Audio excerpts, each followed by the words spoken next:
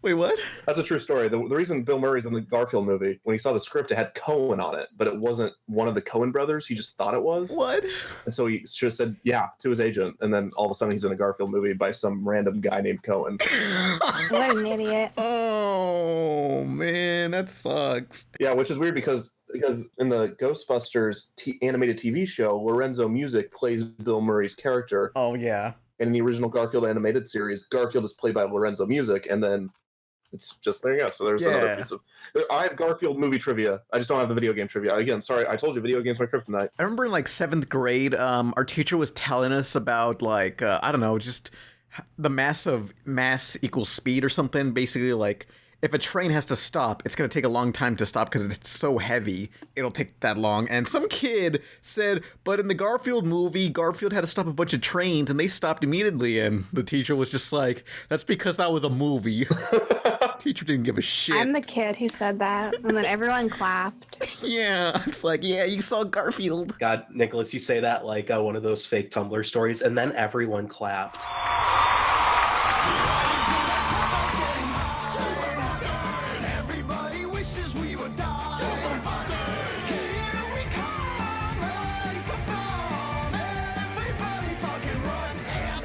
Hey, it's the RebelTaxi Pizza Party podcast streamed on Twitch and on YouTube, pre-recorded on YouTube. We're not live on YouTube. I'm Pan Pizza. Who are our main guests? It's just Nolan. Wow, you sure did rehearse that in front of the mirror several times, didn't you? You said that last time. I'm Nolan. I'm the manager of the podcast, I guess. Mm-hmm. I run the Twitch. I do the public appearances. I get Pan his gruel so he can eat out of the the feed that donkeys have. That's what he eats out of. Oh boy. And who's our recurring guest? Who? Nicholas, you. Introduce yourself. Oh, hi, it's me, Nicholas. Yes, she's back. I got custody this week. I am 21 years old. I'm not a child. She likes to pretend she's a big girl, but she's not. It's fine. Shut up. Okay. Well, I'm going to cut Pan off right there. And who's our special guest today? He, comparative to the Samuel Jackson as Nick Fury credit? What? Is it me? Yes, that was you. You're Samuel Jackson as Nick Fury. Yeah. Defunctland, a YouTube channel.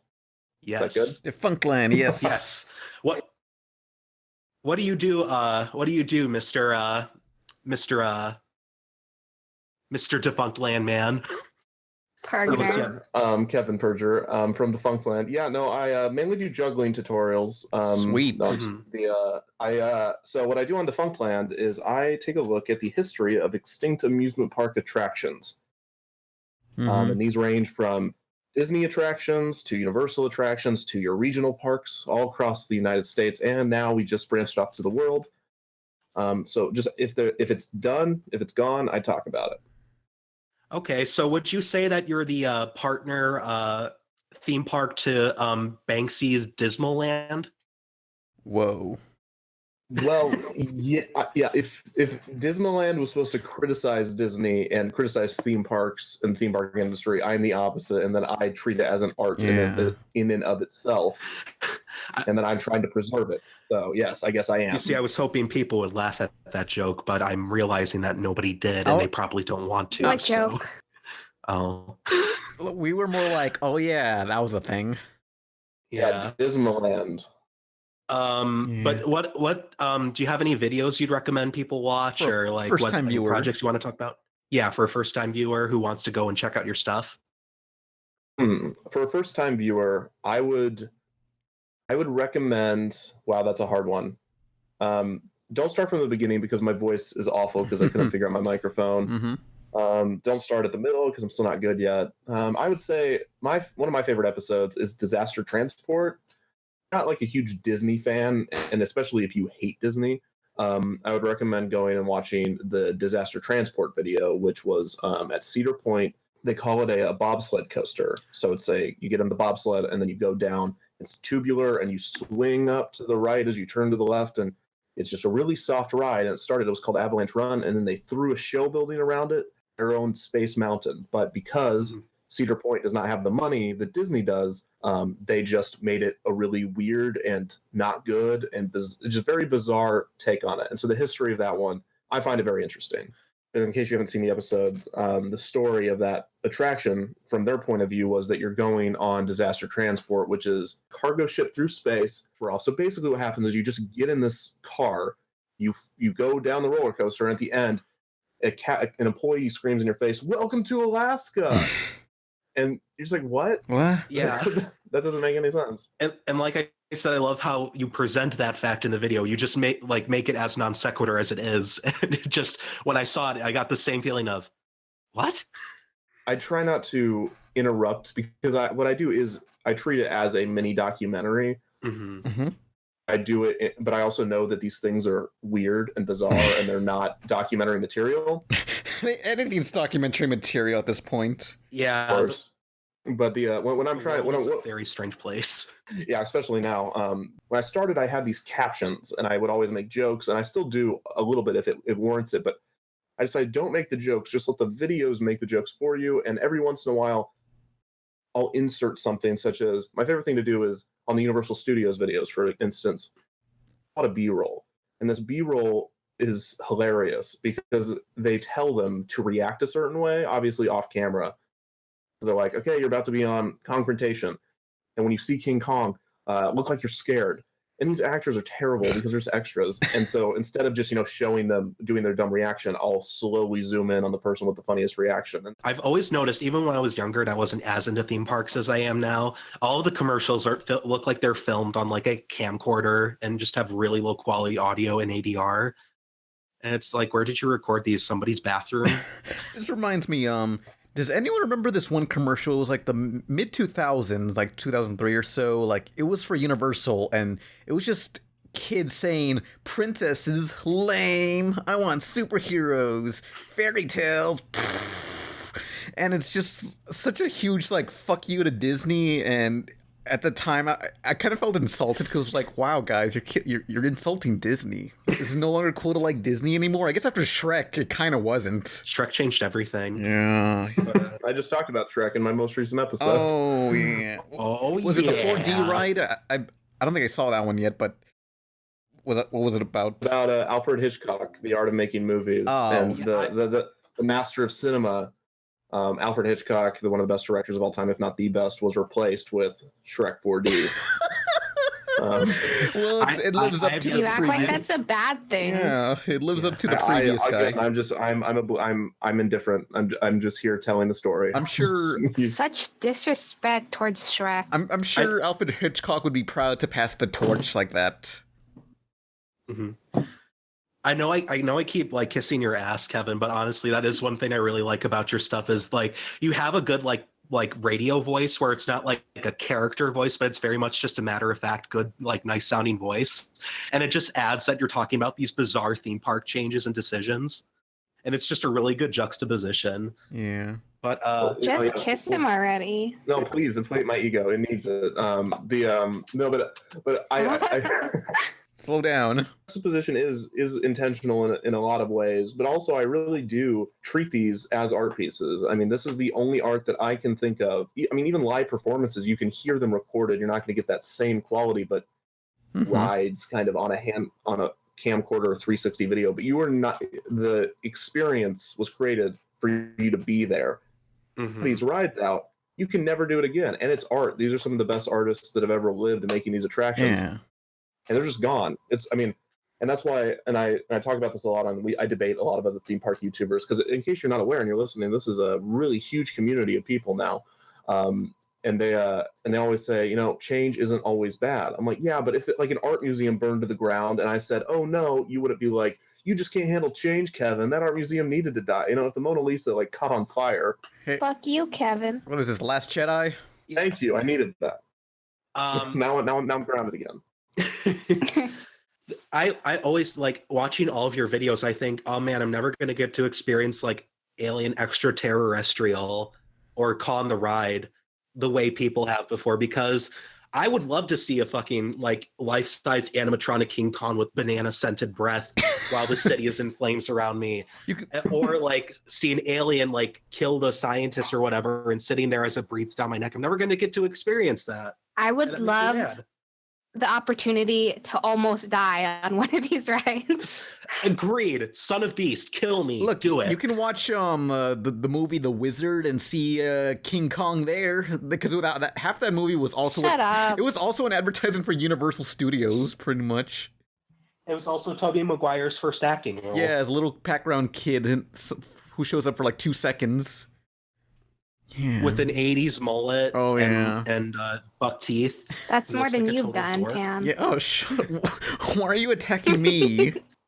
Yeah. I'm still very upset. What did I... Oh, besides that, the incident? Yeah, I remember. Let's... Since we have a theme park connoisseur trademark here, I thought we could talk about some of our favorite rides or attractions current, and then some that we can't ride again. Well, so I just want to bring. I guess we'll. Oh, okay. Pooh Bear. Go ahead, Pan. You so clearly want to talk about it, even though I was going to come up with the talking stick. But go ahead. No, jeez. Okay, fine. Well, I just wanted to bring up the Hollywood Tower of Terror and how they're tearing that down and replacing it with freaking Guardians of the Galaxy. It's already been torn down. Yeah, I know, but like, there's that video by that one Imagineer with the freaking earpiece, like. You know who I'm talking about, right? Hi, I'm Joe Rohde, and I'm here to tell you about this exciting new addition to Disney California Adventure, Guardians of the Galaxy Mission Breakout. It takes you into the world of Guardians of the Galaxy in this really immersive, exciting experience that features the really quirky and beloved characters from the film in a whole new narrative that no one's ever seen. Joe Rohde. Yeah, that guy with the friggin' ear. Just like look up Guardians of the Galaxy, and there should be Guardians of the Galaxy the ride, and there's just this guy telling you like, "Hey guys, we're gonna tear down Hollywood Tower of Terror and replace it with the Guardians of the Galaxy." And while he's talking to me on this video, he's just got this gigantic ass earring. Like it looks like a fucking keychain of just like a billion keys attached to his ear, and it's like dragging his ear down. Like, I'm not exaggerating. It looks like just a clump of garbage. It's the most surreal way to just tell me like, yeah, your favorite ride's gonna go fucking in flames. But yeah, I haven't ridden it yet. I never had the chance to ride. Well, the one in Hollywood is safe for now, but it's they're thinking about it. They're thinking about tearing it out. No. I am terrified. The Tower of Terror in California looks. What do you got there? Disneyland goes, you know what it is, bitch, as it pulls out a Glock and shoots the Tower of Terror. Oh. Yeah. The Always Sunny reference. I love it. I love that show. But Kevin, since you're the theme park connoisseur, what are some of your favorite attractions currently existing and then ones that have vanished off the face of the earth? Wow, that is a difficult one. Let's see.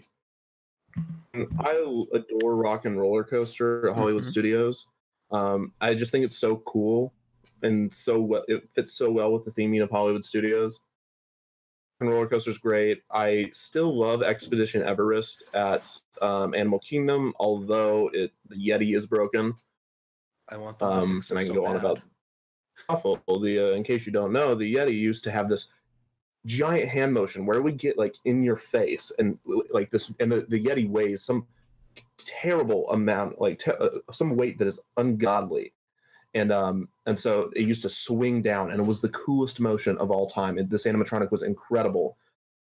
And then about a year after that, or even months, I think they found out, this mountain is going to come down with the Yeti on it if we keep letting this robot swing in that way. And the only way we can fix the robot is by tearing out the mountain. So it looks like we're just going to put some strobe lights on it as you pass and hope the motion, your brain does it for you. But it's still a great ride. Expedition Everest was really fun. As far as Disney World goes, I don't. Splash Mountain. Oh, there you go. Splash Mountain is incredible. Yay! It's a ride, just wonderful. So is Haunted Mansion. World is awful. Do you have a favorite movie based on a theme park? Movie or a favorite movie based ride? Movie based off a theme park, like the Haunted Mansion. Have you watched any of those garbage films? The Country Bears. No. Movie. movie based off an attraction is The Country Bears 2002. It's fantastic. I think that's one of my few theme park memories, and it feels like a fever dream. I just remember it being very dark, and there was wood, and the sounds. A very good description, Nicholas. The Country Bear Jamboree is truly a fantastic attraction. I love it. It's one of the best attractions in that park because it is not appropriate for a Disney park. I mean, there's a song that's called "All the Guys That Turn Me On, Turn Me Down." I mean, and it used to be even worse, and they kind of fixed it, but not really. And then there's this part where this big bear comes down, like a girl bear from the top of the ceiling, and she's like swinging, and she says, "You come on up later, Henry." And Henry's like, "As soon as I get a ladder, I'll be right on up." And it is so inappropriate. And so it's so fun to go every time because, well, the show doesn't change. The audience reactions are always really interesting to watch, having their parents be like, or having, old people just get really into it. But yeah, so those are my Disney attractions. I have a lot more, of course. As far as Universal goes, Spider-Man is pretty great. If it doesn't break down when you're on it. Yeah. Thankfully for me, when I went, it didn't. I got the good experience where I will say though, the pre-show looks really, really like dated and like the colors are all faded. It looks bad. It does look bad. The new Hulk coaster, they kind of redid some of it in different ways, and it's awful. I'm not a huge roller coaster person, but apparently I'm more of a wimp because the last time I went, I just felt terrible after getting off of it. Mm-hmm. I hate roller coasters. I can't ride them. Yeah, I'm not a fan either. Until Rip Ride is a Rip Ride Rocket. Also, I love that one. That one's fun. I like that one a lot, but I can't do a Hulk for whatever reason. Harry Potter rides at Universal are not good. That's my hot take. Butterbeer's delicious. Frozen butterbeer especially is amazing. Thank you. Yes. Yeah, theme park. Would you have money or something to go to theme park, like a rich person? No, I went for my 21st birthday, and it was pretty epic. TM trademark. I just want to bring up Legoland is freaking lame, but the best thing about Legoland is the cinnamon apples or something. It was just like I think it was fried apples covered in cinnamon, and that's the best thing you're gonna get from Legoland because there's no reason to go there at all. And they don't. Okay, but hot take response: make your own fried cinnamon apples, and you don't have to go to Legoland ever. It's hard. What if I burn myself? Where do I get a deep fryer? Wait, so Legoland doesn't have like food shaped like Legos, like built, because that would have been like the only reason I would go. Possibly, I didn't look at that stuff. They have hard candies shaped like the bricks, and they have them just out there in the open near the player. They're just like, choke on this. Also, Kevin, Izzy, Kevin. Izzy's one of our regulars, and she just photobombed the whole podcast. Come out of nowhere. Hello. So I got to fix that icon there. But I snuck it in from the back. Yeah, I thought I locked it, but it turns out I keep forgetting to. Either way, now my follow-up Nicholas, did you ever say what your favorite theme park attraction was that is defunct and also current? I've only been to Disneyland like 3 times. Once when I was a baby and twice when I was like under the age of 10. So I really can't remember everything, but I don't think I've been on a ride that's not there anymore. The only ride I can remember is the Pooh Bear ride, which was same here. Scary and trippy. Mm-hmm. And I think that's it. That's all I can really remember. And every time I wanted to go on It's a Small World, it was always closed for renovations. Oh, I know what ride I really liked. I forgot. I'm an idiot. The Indiana Jones ride. Oh. I've only seen. I closed my eyes on it, and because I was really scared, and I got white knuckle because I really hate like fast movements. I've only seen the stage show. Yeah, Kevin, you talked about the Indiana Jones ride in Defunctland, didn't you? I talked.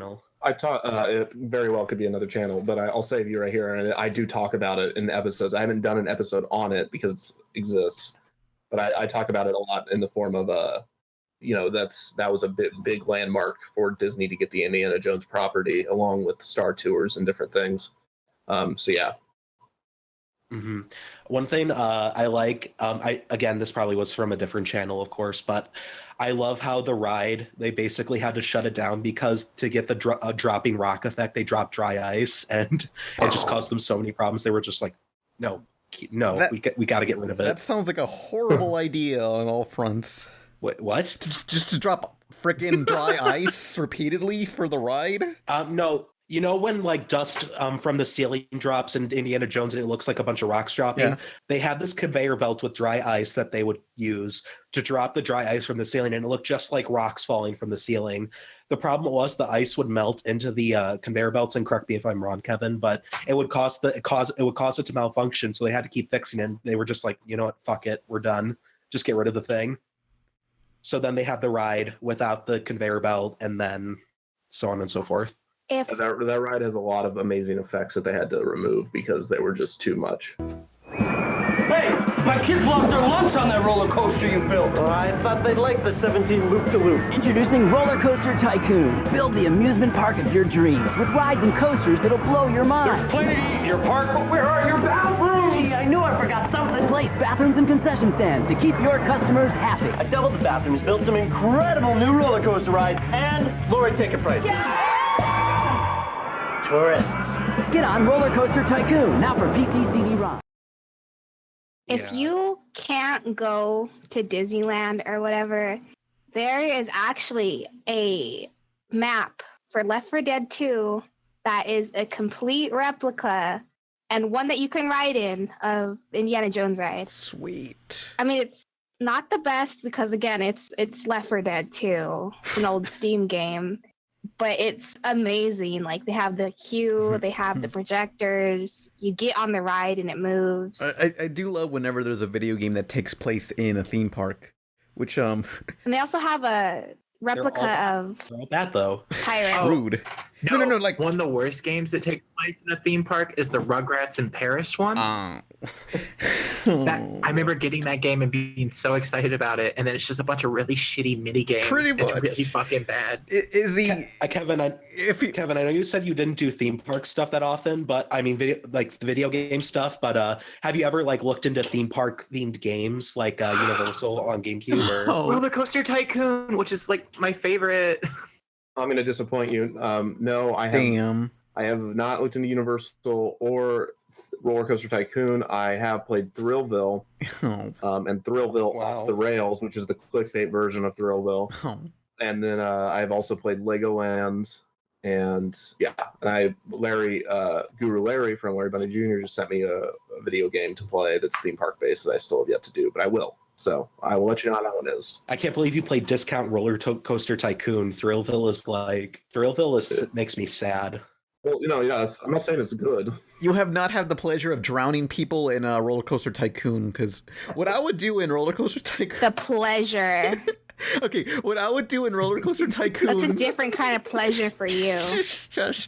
What I would do is I would make a long strip of a sidewalk where characters are allowed to walk on, and I would have it be the longest strip ever, and eventually you get to all the rides and attraction stuff. But along the way, underneath all the strip, the bridge that's getting there, you just see a cemetery full of graves, and I wanted that to essentially represent all the people who have died in my theme park. So it's like a warning, just like, this could be you if you ride one of my rides or go too close to the water. That sounds like a very immersive attraction experience. There was a park. Show up on Defunctland immediately. Yeah. There was a Roller Coaster Tycoon knockoff for the PlayStation or PlayStation 2 called Sims Theme Park, and it was like totally way worse than Roller Coaster Tycoon. However, it beat Roller Coaster Tycoon to be able to ride the rides in first person view. Sweet. Yeah, so that was kind of cool, but that was literally the only like shining grace from this really awful game, which I'm sure I just pissed off like 5 people by saying that. They're coming for you now. I got that game at a Scholastic book fair, and every time I installed it, it would never work at all. It was always the little guy saying, "Hello, welcome to Sim," and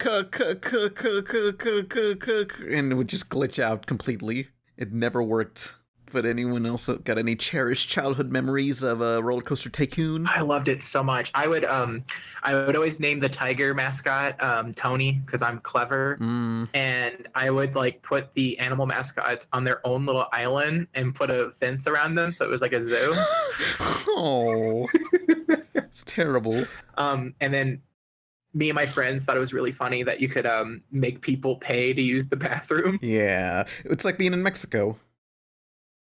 Oh. Do you have to pay to be in Mexico, or do you have to pay to use the bathroom in Mexico? Sometimes when you walk, sometimes when you were, at a gas station, yeah. It's usually the gas stations along the highway. I don't know if in America they do that. In some gas stations, they like have you buy something in order to use the bathroom. Damn. I've seen that before. But if it's like an attraction place, like a theme park or whatever, yeah, bathrooms are free. So I don't know. Yeah, but not in Izzy's Unless I'm park, wrong, apparently. No, I try. Tony the Tiger comes out of nowhere and beats you if you can't pay. Izzy, do you have a favorite theme park, defunct or other? I mean, theme park attraction, defunct or otherwise? Okay, so like I've never been to Disney World or Land or anything like that. The only theme park I've been to is two. I've been to two. Six Flags Kentucky Kingdom or just Kentucky Kingdom. What the hell's that? It's mostly a water park now, but it was just a theme park that had a couple of roller coasters. It actually like a world famous one. Six Flags Kentucky Kingdom. Yeah, well, they got bought out by Six Flags and they ran it to the ground. Oh. They changed so the very first ride when you walk into this place is called the Hellevator. And it just takes people up in the air and then drops them really fast. And they changed the name to Hellevator to the Superman once Six Flags owned it because they have the rights to superheroes. And I guess they got very angry by the name change and it took two people's legs. Oh, what? Yeah. How? Yeah, like there was the whole park wound up closing because of it. Damn. Mm-hmm. Yeah. Is but that that basically, go ahead. Isn't that basically what happened in Action Park? The where like a lot of people like either got injured or died. Probably. Yeah, that's what happened. I love Action Park. It's wild. It's wet. I would like to almost die there someday. Yeah, that's the dream. And Action Park was I forget. Well, no, it closed for like not because of that. It closed for different reasons, like procedural reasons, if I can remember right. It was also. It depends on which time you're talking about it closing, because it reopened under a new name and then it closed again, and then reopened under a new name and what have you. That's an interesting trip. That's also the most popular episode of Defunctland. Yeah. So don't start on that one. Oh. I think that's one of my favorite things you've done. Yeah. Is the Action Park because it's just so wild, Yeah. I mean, people love death.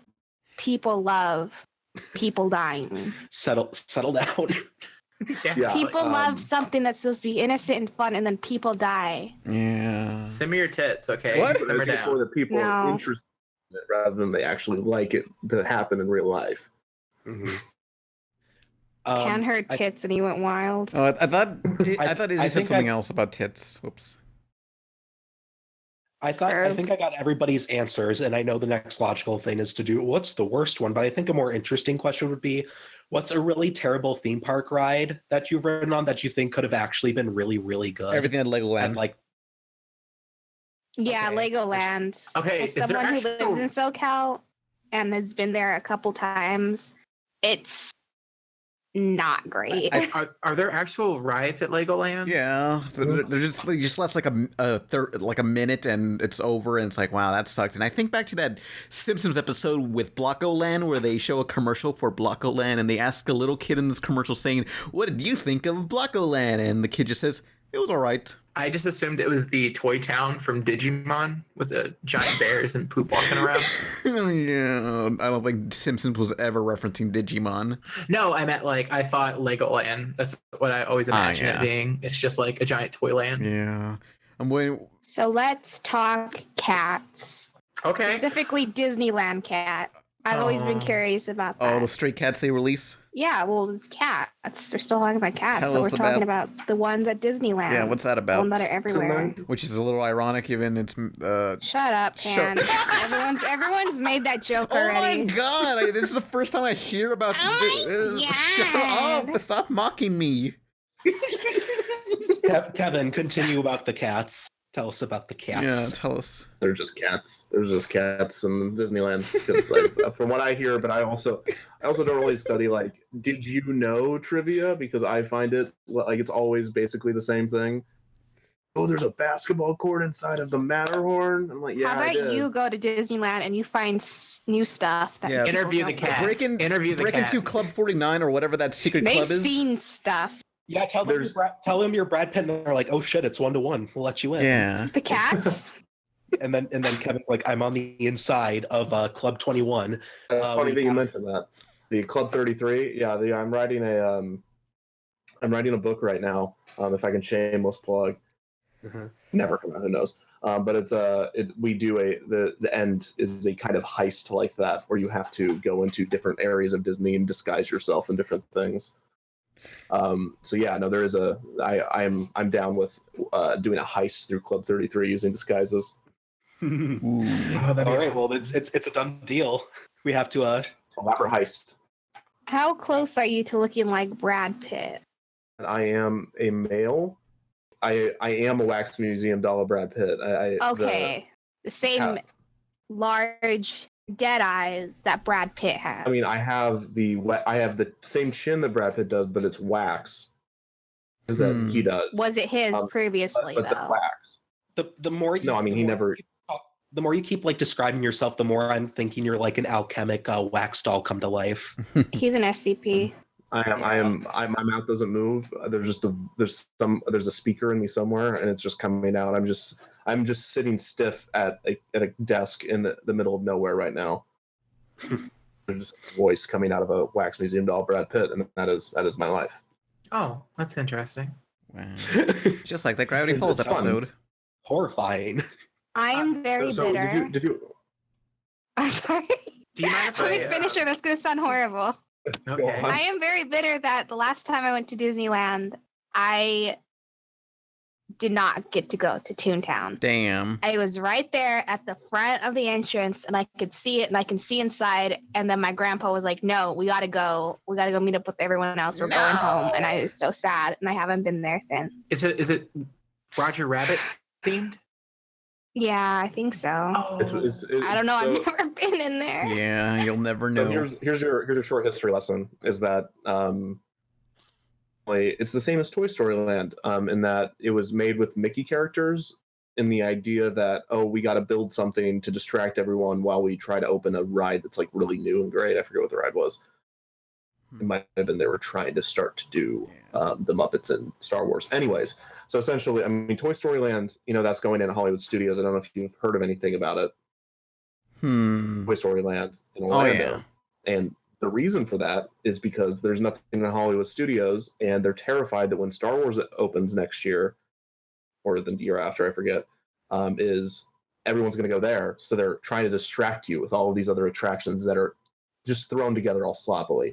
So they throw together Toontown all sloppily, and then Touchstone releases Who Framed Roger Rabbit, and they're like, "Oh my gosh, we did it! We were geniuses. We created this like throwaway land, and now there's a movie that just came out that everyone wants characters from, and boom, integration." So there you go. So it's all convenient. Convenient. They really. That's the story. The Michael Eisner. Which there's your first time if anybody's playing the drinking game that I said Michael Eisner in this podcast. From 1984 to 2005, is just he's such a fun guy. All these wacky misadventures, theming Splash Mountain off of the most controversial Disney film of all time, and just trying to hope that no one notices. Creating a limo ride the same year that Princess Diana dies in France. It's a limo paparazzi chase. What is this ride? Did that ever come out? It was originally supposed to be a high-speed paparazzi chase, and they had started construction, and then Princess Diana died in a high-speed paparazzi chase. Okay, so it's never coming out. Way to go, Princess Diana. Yeah. You're gonna fuck it up for everyone else. It came again in the form of, Rock and Roller Coaster, which is a high-speed limo chase. You're just not being chased. You're kind of just trying to get to the premiere. Or trying to get to the concert, I guess, with Aerosmith. But yeah. Someone in the chat asked me earlier, and I really wanted to answer it verbally, because I was going to talk about the 2 parks I've been to. The second one was Holiday World in Santa Claus, Indiana. Have you guys heard of that one? Yeah, I have. No. Yeah, I don't have anything special about it. I just wanted to mention it. My friend went there twice, and he took 2 pictures in this really weird chair that's isolated from everything. It's not a ride. It looks like maybe it was supposed to be a bench, but it's like a giant baby seat, or you can strap yourself in. But it's not a ride. It's not an attraction. It's not hey, take a funny picture. It's just there. Why? That's interesting. It's just a giant isolated baby seat for a grown adult. I don't remember that, but I did. I was going to ride roller coasters there, but at the time I was bigger and I couldn't fit in the seats because I was fat ass. And however, that was an emotional roller coaster of its own. I did ride down the water park thing, and I made the thing go down really, really fast. So that was cool. So there was a question a while ago that we were on, which was what attraction is the worst, but you think could be improved. It could be improved. Well, Journey into Imagination is the worst disappointment of what an attraction could be, because it proved what it could be. Was it the one with the unicorn at the end that that wasn't finished? No. Yeah, no. I was thinking about something completely different then. That might have been a dream. Yeah, Kevin, continue. Just talk over Pan anytime. You'll be fine. He doesn't have feelings. Okay. Oh. I'm so sorry. I'm just learning the dynamic. I don't know if that's true or not. These sorry. people don't respect me. He doesn't have feelings. Don't worry. It is absolutely the dynamic. Don't worry about it. Okay, fantastic. Then I'm good. Then let's see. Journey to Imagination. Harry Potter World is a huge disappointment. Don't like it. I love the theme. I love the exteriors. I love the queues. It was a smart idea. Is there a dog barking? Yeah, that's I'm dog sitting for my dad's girlfriend. He's in the other room barking his head off. Don't worry about it. It's the podcast mascot. It's the podcast mascot, Bruce. Our mascot was a monkey, but things didn't go so well for that monkey. Well, but you're still here, Pam. I thought the mascot was Fox News and Nolan's dad. Oh, it used to be. That was retired. Yeah. Now it's a dog. We're updating our designs. But anyway, Kevin, continue. I believe it's the Forbidden Journey, and it's on the claw system. That's what I call that. There's a name that I forget that's actually going. Basically, you're sitting in a chair that's attached to a claw, and it can swing you 360 and put you wherever you want. It's just a lot of screens, and there are some cool parts where a Dementor comes at you, and it's a real Dementor. Well, it's a real prop. It's not they didn't they didn't summon a real Dementor. Yeah, no. Suck my soul out. But no, it's fine. It's just that Universal. So Disney. A lot of people say, why do you love Disney so much? Disney's not great. I love Universal. But Universal doesn't do things as well as Disney does, and Universal is based a large part off of Disney. And every park is in the United States you've probably been to took after the Disney model, because before 1955 with Disney, were county fairs, circuses, those type of events for coasters and different things, or you could go to the boardwalk, which is where they put a lot of coasters as well. They weren't sure if they were safe or not, and if you fell in, you fall in the water. I don't know, or at least onto the dock, and they could just throw you in the ocean. Fuck it. But Disney, everything's based off of Disney, and Disney does a lot of things really well. And I started to notice this more as I started going to the parks for research rather than entertainment. Is that they don't want to hurt you. I hope not. I know. I feel like that's standard. No, it's not. It's not at all. Actually, vague threat. Universal. If you've been to Universal, they want to hurt you. They want you to feel the fire. They want you to actually get a little singed. This was a real they wanted people to have their arm hairs burnt off in the Jaws ride. They want you to touch the stove. And and the mummy ride especially. I remember being in the main chamber when the fire pillar shot up. I was like, "Ooh, this is actually super hot." actually painful, so painful that it's distracting to the experience. Or when you're riding Transformers, and it's literally as if a person is just punching you in the face over and over again because the car keeps giving you whiplash. You should go there, Pam. I've been on that ride. Are any of the rides like emotionally damaging? I hope so. I'm trying to think. Actually, there might be some journey. They need a scare straight ride, you know, like. Actually, the journey into your imagination, telling you that you weren't creative, which because that was like the replacement of Journey into Imagination. They like put you through like this meter thing. Mm-hmm. It was like boop boop boop boop boop boop, and they're like, "You're not creative." Oh. So if you feel like stuff like that, I want to Don't Hug Me, I'm Scared ride. Oh man. Don't we all? But the if that wasn't like an overblown meme, like Five Nights at Freddy's Sans Undertale kind of thing, I think it would actually be kind of cool. But for what it is now, it's like, oh yeah, that's for children. Oh yeah. Unsupervised children. What we need is the Willy Wonka tunnel ride. You know, the scene with the chicken getting his head cut off. We need that. It was one of those, yeah. Like they made it. Oh man, that's what the dog. Oh, the dog. See, the dog wants to be on that ride. He wants to see the chicken. No, he doesn't. Scary stuff where someone's chat's kind of like talking about that, like Not Scary Farm. Not Scary Farm. Have you ever been there? Because my friend actually works there. Mm-hmm. She's one of the entertainer people. Oh, speaking of scary, so what's your thoughts on the original Mickey and Minnie Mouse mascot costumes that they did from like 1953 to was it 1934 to 1953? Just say the 40s.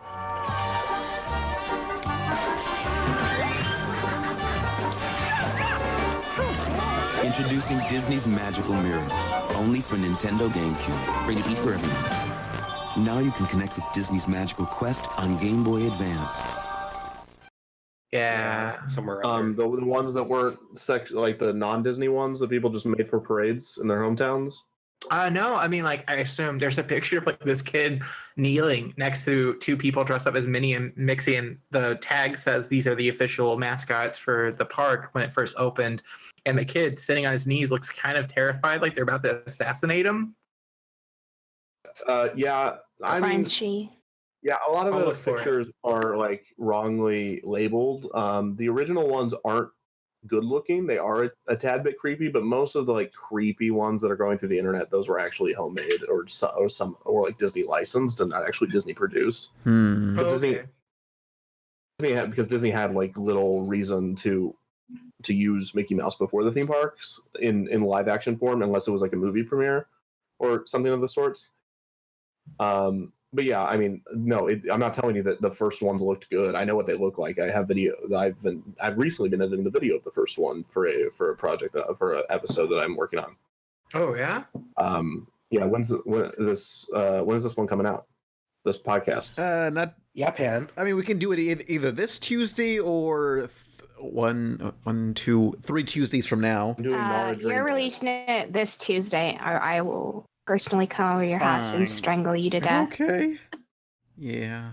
She means that she's done it before. Yeah, so I wish I had finished the job. I will at some point be doing Nara Dreamland. Nicholas is dedicated. Like one time she was just like waiting in like a cabinet in one of my house, and like she waited there for like 4 hours, and like just so I can open the cabinet, and just like she just jumps out and just starts stabbing me with like a very dull pen. Well, like not the sharp end of a pen. You think that I'm gonna wait for you to kill you? I'm not afraid of you. I'm going straight in there. Okay, anyway. Also, the going off the mascot thing, I really like what they're doing with the interactive mascots, where the mouths move and the eyes blink and stuff. They actually look pretty good. Yeah.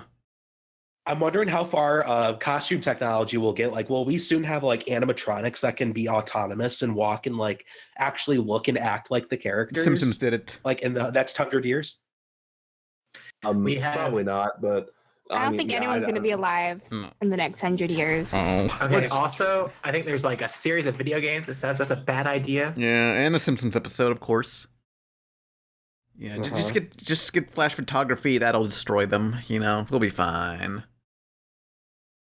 Yeah. Those ones that you put in the chat are the actual. Those are Yeah, they are scary. Wait, It's like which their ones? faces have been slit. the last We have two. 4 pictures right now, so all of those are official. Are official. I don't think the first 2 are, but you can get Disney Dan, my friend Dan. He knows all about costumed characters. But I had to. Those last 2 are the ones when the park opened. Okay, well, because I just did. You can see Walt in those photos, so yeah, I knew those were real. They're just really creepy as well. Mm-hmm. I really wanted to get TPM bids on sometime because he's cool too. I don't know. We'll have to change Pizza Party Podcast to a theme park party podcast. Yeah.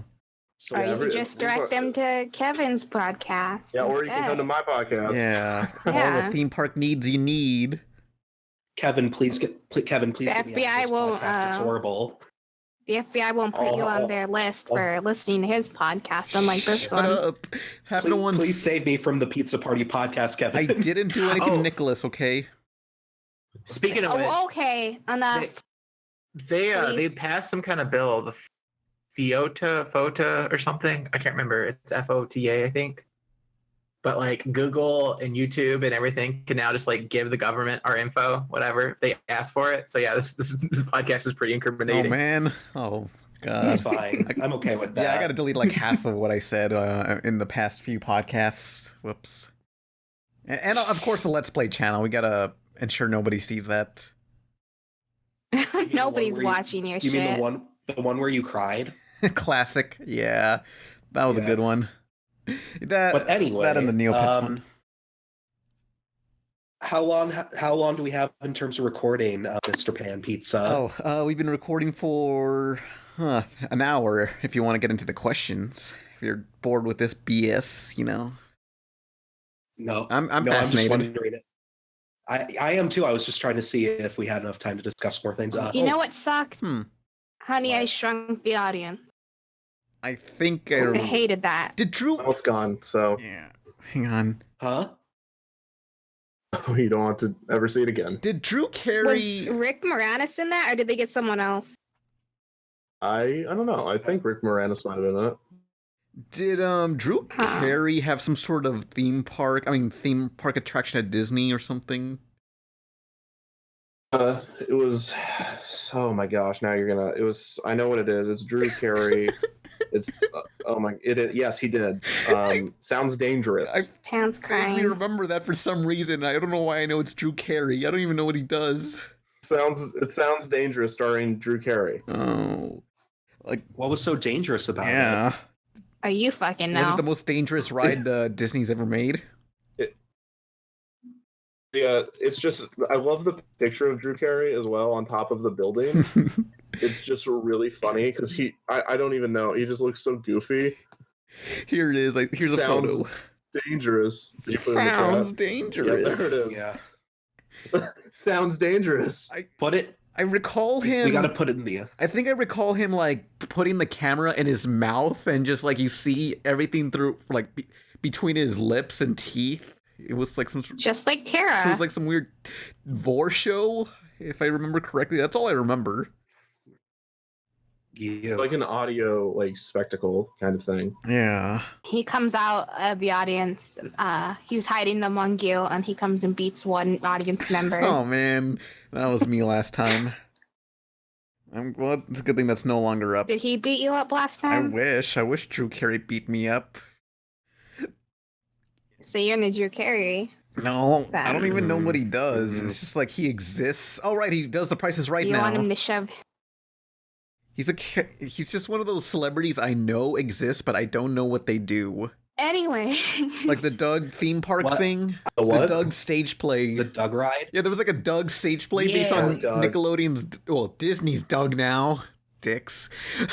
And all I remember was some... It was some hokey ass... sorry. Connection to the Doug franchise.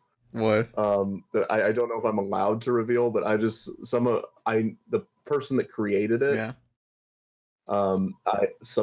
They're related to them, and they help me with Defunctland, and they're both amazing people. Oh. But every time I hear Doug, I'm just like, that's hilarious because I didn't find out until later. They were helping me do a bunch of stuff for the channel and the book and stuff, and then all of a sudden they're like, they mentioned it like offhand, and they're like, "Did you not know this? That like our created Doug?" And I'm like, "What?"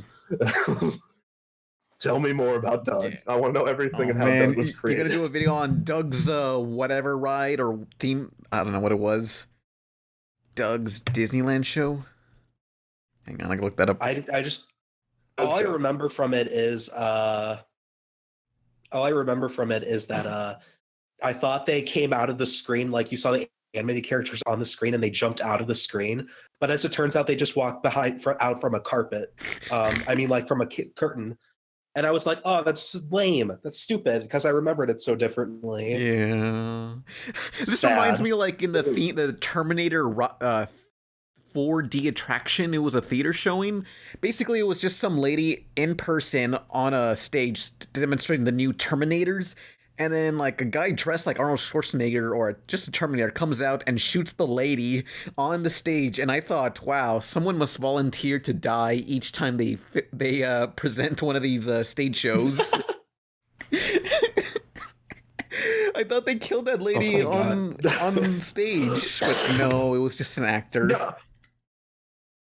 I thought the same thing, because at the Kentucky Kingdom, they had a Batman show where, like, you know, Batman's chasing after Joker and such, and they always pulled out a volunteer, and the person would, like, go up onto a thing and then fall off a build, you know, like, land on a cushion.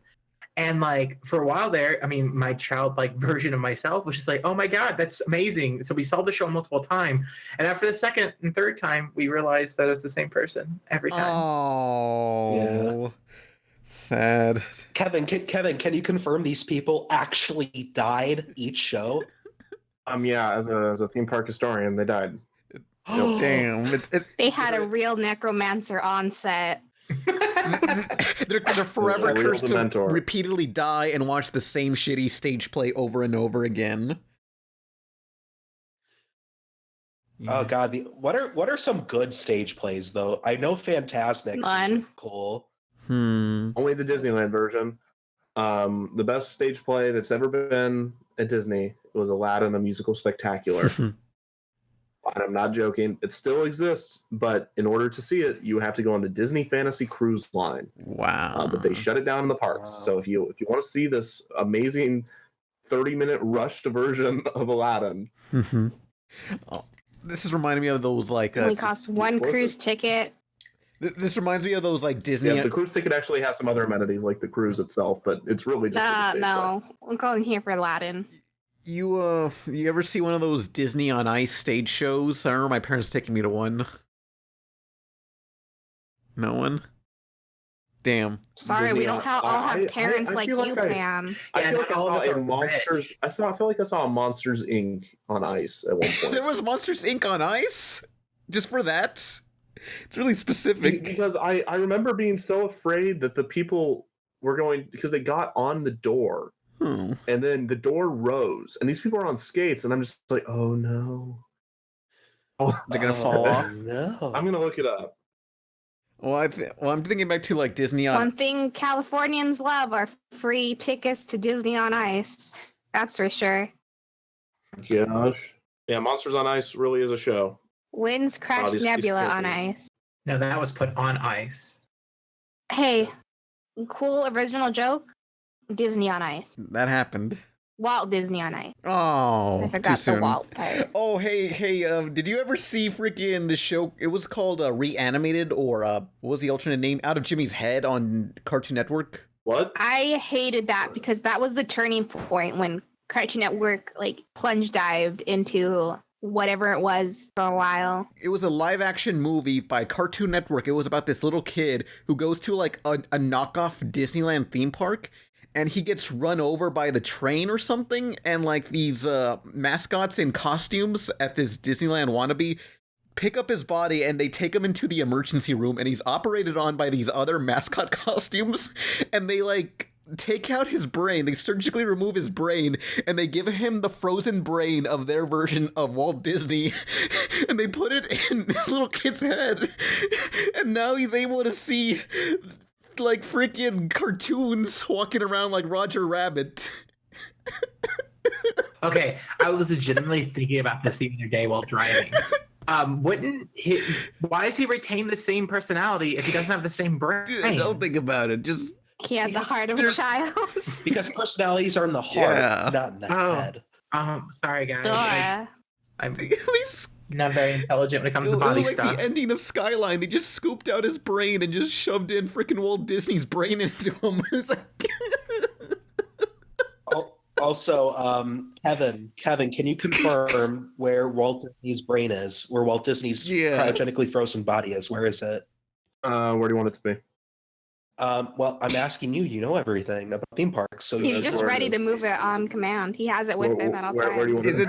That's what I mean. Where do you want it to be? Is it next to like the basketball court in the Matterhorn? He's literally sitting on it. It's in the house. It's in the Haunted Mansion. Is that where you want it to be? It's that is another thing. It's just all these rumors. The debunking these myths are so interesting because also a lot of myths about Walt Disney the guy. Like people are like, he's a horrible person, blah blah blah, and I'm like, I mean, he wasn't nearly as bad as everyone wants him to be. Because oh my god. He was arrested. Like, did that happen? I don't know, maybe, but it's really just interesting because it's like playground talk. Mm-hmm. Kevin, I need your opinion on this. Your Disney expertise opinion. Okay. So you know the Walt Disney apartment, right? Oh no! Above the fire station. Shut up, Pan. Yeah, above the fire station. Okay. He how much time did he spend in there? Do you know? I don't know. Whenever I saw him, he was always not in the fire station. A boy. Kevin is having none of this shit. Okay, fine. You know, I'm just gonna say it. I think that he say it. Busted many nuts in there. I think that's entirely a possibility.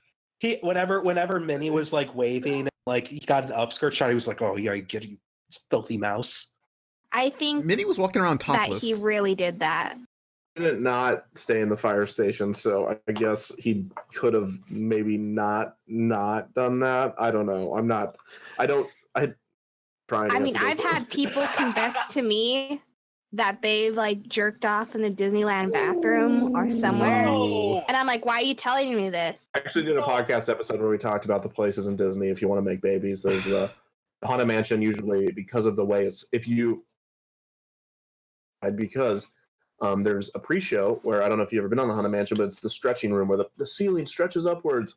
But because of that pre-show and the Omnimover vehicles, that means that if you run out of that pre-show and try to get on an Omnimover, first stop going, that you can get on one that both doesn't have anybody ahead of you and also won't have anybody behind you because you ran. Is no one there to stop you? That no one can see you when you, besides the ghosts, when you're, making babies. No one also, a fun. Besides the ghost, you ominously state. Well, I mean, there's a part in the attraction where it turns to a mirror and there's ghosts in there with you. And if you're doing something, this is a story that I don't know if it's true, but apparently, see, I don't usually engage in this type of discussion, but we're this far into the podcast, so if they made it this far, I'm sure essentially in the Honey I Shrunk the Audience point, where you're supposed to be rats or some sort running around beneath you, and it tickles your feet. So because it's a dark show, and they're like, well, this one man was receiving fellatio type activities. A female and on that point where that little brush comes and tickles you scared her, so she got scared and bit down. Like blood ensued, and there was like an emergency. That one I don't know how true that is. I don't want to believe. And seeing a giant Rick Moranis would make anyone horny. So you gotta like not be too harsh on them. Here's one that I know for a fact is more likely than not and this one's actually kind of a small story and it has a beginning, middle, and end, which is fun. This couple who had been married the night before decides to go to, I believe it was Magic Mountain. It might be Six Flags Magic Mountain, but I don't think it was Six Flags Magic Mountain then. I don't know. Essentially, there was a gondola involved, and this couple that just got married the night before, on their honeymoon to this amusement park. They get inside of the gondola. it's just this big tin thing with seats inside, and it takes you from one side of the park to the other side of the park on this very wire, and it's on a small little wheel. And from the onlookers below, they described the park as rocking back and forth before it got off the wire and they fell and they died in the car. Oh, you can connect the dots. You can use Disco Yeti keen senses to put the pieces together. They were fist fighting. Yes, they were angry because the night before she had actually married him for the money and found out that the disease he had was fake. He was not going to die. She was not going to get. It was Anna Nicole Smith and that old guy she married. What's his name? The billionaire that was dying. Sure. So there you go. Those are your amusement park. Oh well, I have some others, but that's fine. Those are your amusement. People eat this shit up, dude. Like, yeah, of course they do, because it's again, it's like playground. Like, wouldn't it be crazy if Walt Disney hated Jewish people, which isn't true in any sense, because most of his Imagineers were Jewish. In fact, his most prominent, all of his speechwriters were Jewish. Yeah. Marty Spar, one of the most famous Imagineers of all time, was Jewish. To be fair, like, I just want to say, like, someone who owns slaves can't be racist. Their slaves are black, Like, I know a black person, so people were paid. Some gay people marry girls to call them beards. You guys need to stop. I don't see how any of this has anything to do with that. Look, just because I listen. Walt, Kevin, look, Kevin, what I'm saying is Walt Disney was not anti-Semitic. At the best, he was sexist. Okay. And he was probably homophobic, but that didn't come up that often. So, to be fair, it was in the early 1900s. Everybody was homophobic, so it's understandable. Yeah. First time his favorite animator. Except for the gays. Yeah. Yeah, the gays. Yeah. What's the deal? This how I'm trying to Fuck keep you, this podcast Disney. on the rails, and I don't think I can do it. I think this is probably your only podcast. Kevin, question, yes. Do you think Walt Disney is rolling in his grave knowing that like so many gay pride parades happen in Disneyland in the world? This man. Good, keep rolling, bitch. Yeah. First of all, he was cremated. Second of all, I don't know. I don't think I don't know of anything. I'm sorry. I don't know if he was homophobic. I'm not. I'm just assuming because of the time period that he might. Don't order the I gravy made a at mistake. I meant Disneyland. rolling in his ice since he's frozen. In his eyes. I don't know, man. I'm sure he's. Hey, the thing is, all he cared about at the end of the day was making magic for a price, and if any community that he might not have liked in 1950 in 2018 are making money at the price that he sets, I'm sure he would be absolutely fine. I don't think he set this price. Could you have like made him sound more like a drug dealer? He's just all about making joy for a price. I just want. I mean, what's the difference between Walt Disney and a drug dealer? Wasn't like the opening price like super cheap, like $5 or something to get in? Attraction cost money. I'm trying to save up to go to Disneyland this December, and it's just hell. With all new attractions like Monsters, Inc., Mike and Sully to the rescue. Our 50th celebration is really kicking into high gear. Come join us. And now for a limited time, everyone plays for the kids' price. Visit Disneyland.com or call your travel agent. If he's frozen, he'd be snowballing in his grave. I hate you. Or avalanching. Okay, you can just stop talking because nobody wants to hear you. Don't be so today. Pan, I hope you fail harder than Disney Quest. Oh, I've been to Disney Quest. Rude. You sure I got have. a robot toy from there. Like they had this little claw machine or something where you pick the parts for your creature, and I got this little robot thing. Disney Quest robot. Can I find pictures of it? I like the. The only thing you can say about Disney Quest is they had a claw machine. My Denny's has a claw machine at the front. Rude. It's not something to be proud of. Rude. Defunctland, the history of Nicolas's Denny's. Yeah. Yep. Also, while we're on the subject of Disney Quest, I like how there's actual alien extraterrestrial merchandise of the alien about to attack Donald Duck. So canonically speaking, Donald Duck was once murdered by an alien. Good thing True they had that necromancer. Yeah. I was thinking the same thing. Facts. I'm trying to look up like the pieces of that some sort of toy making thing that Disney Quest have, and just to find the robot thing. Yeah, well, you're talking about Sid's Toy Factory or something. Essentially, they gave you tiny little pieces of like torn apart toys and let you put it back together the same way Sid does from Toy Story. Yeah, that's it. But he was the villain. Yeah, well, I mean, he changed his ways. You're mainly you're trying to be the villain. I don't know. Some rides you're playing as the villain. You're playing as the hero. Screw it.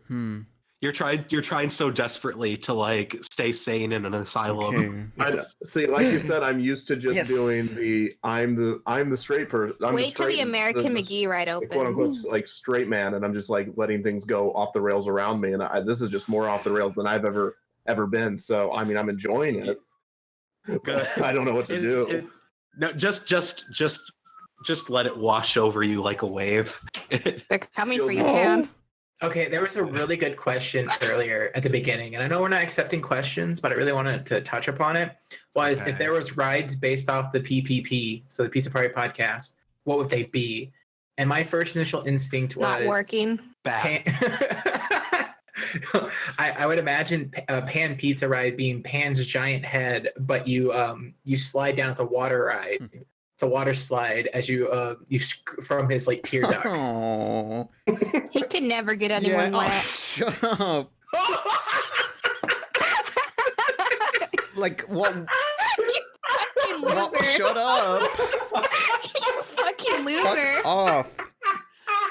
Oh wow. You walked right into that.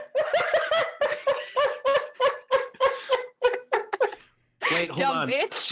Guys, if you listen closely, you can hear the cryogenically frozen Walt laughing along with us.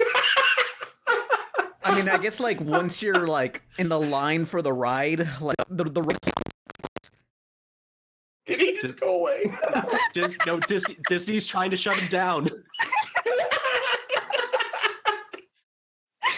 There's our pre-show line would just be like podcast playing on loop, like our worst moments.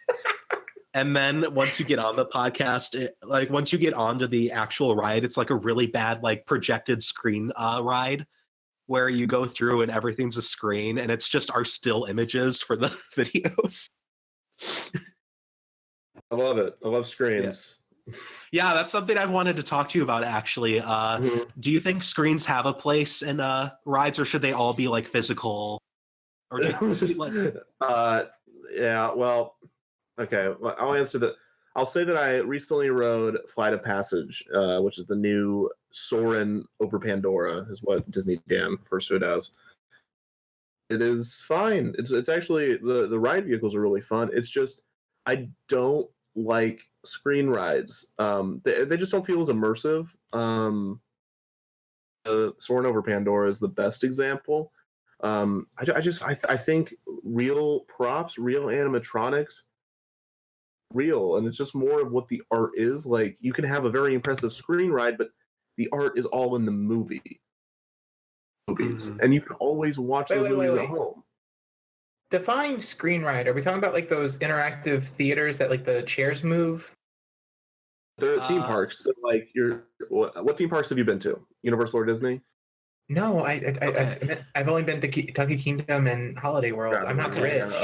So in Kentucky, like are you in Kentucky? It would be like some sort of like have you ever been in a chair watching a video and someone behind you is trying to scare you and shake you? No, that's basically what it is. No. The closest thing we had was we had the chairs would like move up and down, and there's fans that would like blow wind in your face. We had like a Mars attack, not like the movie, but like we went in Mars. There was a dinosaur island one that was really cool. Mm-hmm. That's the only two I remember. There you go. You did it. Yeah, basically what we're talking about is you're basically on a roller coaster that doesn't do anything exciting, really. It's just kind of like a flat track where the chair you're in tilts, and you're looking at screens that are playing like 3D movies. Okay, so that was it. That was the thing. Yeah, basically.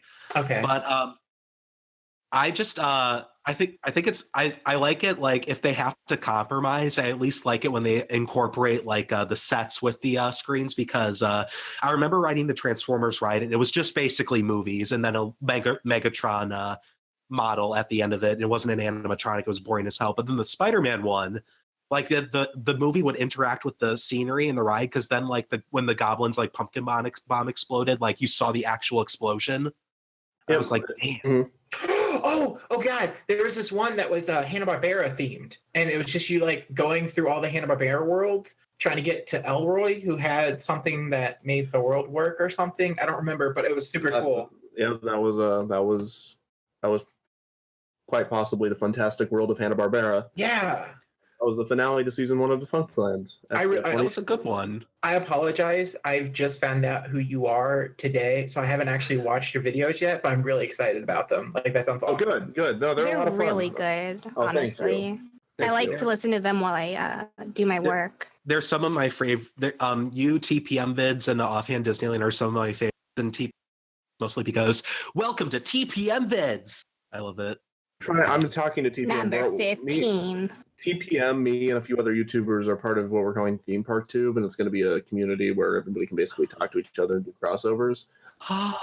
With Yesterworld and Park Ride History and DSMY Newscast and Fast Pass Facts and Disney Dan and TPM Vids. And I'm talking to TPM Vids because I just watched the Lil Dicky Freaky Friday music video.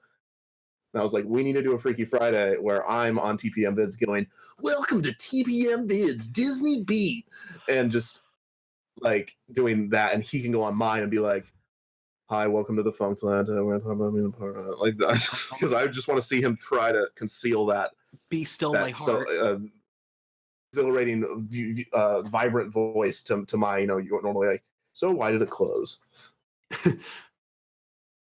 That's so exciting. I can't wait. The website's going to be really cool because there's going to be like message boards and stuff. So get ready. That's exciting. I can't wait. I'm trying to think. Should we cover one more theme park thing or should we go into questions? What are you all feeling? Anything's fine. Yeah. I'm for anything but questions leaning towards. Yeah, questions leaning toward theme parks. Yeah. Okay. All right, fine. We'll combine the two ideas. Okay, everybody. On the chat, we are accepting not coughs. We're not coughs. We're accepting theme park questions, theme park related questions. So if anybody has a theme park related question in the chat, shoot it up and start it with the word question so we can pick it out better. What's Pearland? Pearland. What's that? Pearland. It's the Sanrio theme park there. Like Hello Kitty and her friends. No, I haven't heard of that, but that sounds like something that it is so cute and so good. There's no real rides. There's like tunnel rides and that's it. Mm-hmm. There's tons of mascots and stuff. I've never been to Japan, but you'll be able to vicariously. The next episode I'm doing is on Nara Dreamland, which is the abandoned Disney theme park. And, everybody knows about it, but not everybody knows the rides that were there. There's a song I like called Nara Dreamland. Is there? The best. Yeah, but let's take some questions. We keep getting questions about like Tokyo Disneyland, like Disney is also asked about Pooh's Honey Hunt in Disneyland. So I'll combine all these questions together into like what are some rides like you've heard of over in foreign Disneylands or foreign theme parks. One for me, there's a bunch of anime rides in Universal based on Full Metal Alchemist and Evangelion. Sweet. I'd want to go see those, but I can't. So yeah, it's unfortunate. But Kevin, have you heard of any foreign theme park rides in Disneyland overseas? Oh yeah. Which one? The just like what are some of the more popular ones you've heard of, like Pooh's Honey Hunt or anything like that? Pooh's Honey Hunt doesn't come up too much. I mean, Tokyo Disneyland is kind of meh. Same with Hong Kong Disneyland. The real ones, Hong Kong Disneyland and Tokyo Disneyland. Tokyo is still not owned by Disney. What? Maybe that's Paris. I think one of them is owned by a Japanese. It is Tokyo, I believe, because. And this could be a different one, but in Japan, It's very hard for a U.S. business to own its own, like own a business in Japan. It's hard for foreigners to own a business in Japan. So they did it through a Japanese like bank. Some of the things in Japan are really, really cool. Tokyo Disney Sea is much more interesting than Tokyo Disneyland. Tokyo Disney Sea is one of the most brilliant parks that Disney's ever created, if not the most brilliant. Journey to the Center of the Earth is an amazing ride, with the lava monster being one of the crazy and scariest animatronics I've ever seen. Still has some Nautilus stuff from 20,000 Leagues. It still has Center of the Sea, but it's completely different, and it's not actually underwater. It actually there's this effect where it kind of fills the water. As far as Disneyland is Euro Disneyland, or Disneyland Paris as it's now called, there's some really cool stuff in Discoveryland over there, and then there's some cool stuff in High Disneyland, which is the newest one, which I really want to go to. But I'm scraping the bottom of the barrel of YouTube, so that money's not coming in yet. But but yeah, it's Shanghai Disneyland has a Pirates of the Caribbean ride that just blow your mind. Like the effects is just crazy. Is it a lot better than the one we got now? What's that? Is it a lot better than the one we got? Who are we and where are we? Well, the Orlando one, or United States. The United States. The one the Orlando one's the worst one in the world. What? Like, it's horrible. What? The Orlando one didn't open with the park. So Pirates of the Caribbean was huge when it opened, and then Disney World opens in 1971, and everyone's like, "Where's Pirates of the Caribbean?" And they had this idea for another ride called the Western River Expedition, which was supposed to be this like crazy Pirates of the Caribbean in the Wild West, and there was this huge ride. It was going to be amazing. But then they're like, nope, we're doing Pirates of the Caribbean. People won't shut up about it. Let's just throw it together, slap it together, open it as soon as you can. They do it in like a year, and they just throw it together, and it's terrible. I mean, what is it, like 8 minutes? And the one in Disneyland is 17 minutes? What? Pirates of the Caribbean is 17 minutes. I'm not going to sit on a fucking ride for 17 minutes for Pirates of the Caribbean.